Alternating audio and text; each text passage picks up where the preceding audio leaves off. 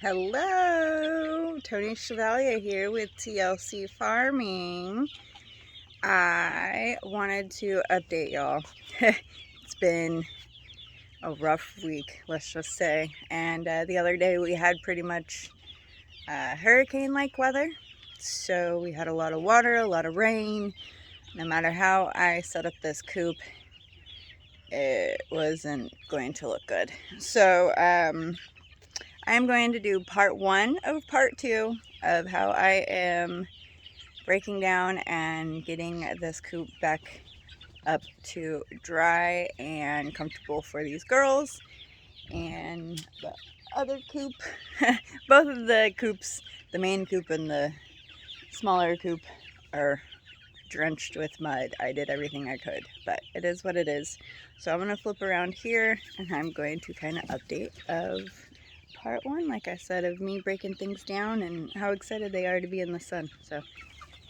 So that carpet, I had to do what I could do at the moment's notice and with what we have going on. That carpet was part of it, so I broke that down. They are in the sun. Hi, Henry. They are in the sun. You can see, show you on the outside. It is quite muddy. They are happy to be in the sun, though. They flocked straight to here. I got a bucket to catch all the water that I could catch. You can see all the mud. And just don't judge me with these videos, please, on this. I am learning to be a chicken farmer. This is why I'm documenting my experience and everything that I've had to go through. But best believe that this whole entire setup will be adjusted and will be fixed before winter. This storm was just not... I didn't have time to prepare for this storm. That's not any excuse, but it happens. So here we go. We got this going on. I don't know. Sorry. You can see the girls. It's muddy, but they're flocking to the sun. And then let me share with you guys what I had to do for this side. This was the tarp that was leaning. I do have pictures, but this was the tarp that was leaning over. I finally got to block the coop on this side. I'm opening it so they can have some sun. I gotta take down that board. I am gonna have to get up there and get all the water down. There was still some stagnant water that was there prior to us putting the tarp up. So, but this is what we got. See, I gotta undo that tarp still. You can see the bucket. You can see the amount of water. This bucket was to catch that end, because when you put ends on, the water runs. If you knew that or not, the water will run off of the end. So make sure when you have your zip ties up, you have something to catch it.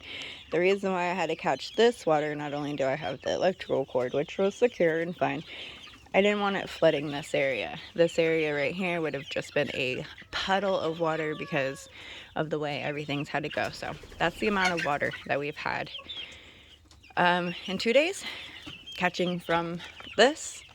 So that's just putting in perspective. You can see I have a bucket in there to catch all the water from the running of that. You can see it's still dripping. I will be weather stripping that.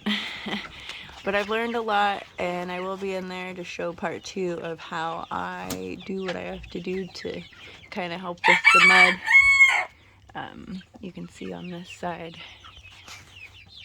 I've had to adjust a lot of things. I'm trying to keep the lamp on a little bit to dry out the water, but I do feel bad for the way that the water was, it was flooding. We have puddles, we've had a lot of flooding. It was a lot. Our carport took out some stuff, so yeah. I will be doing part 2. I will be sharing what I'm doing inside the coop, and then yeah, learning experience for sure. And I'm teaching whoever's learning how to do this. This is what we learn. So thank you so much for watching. Thank you for subscribing and liking this video. Much love and many blessings.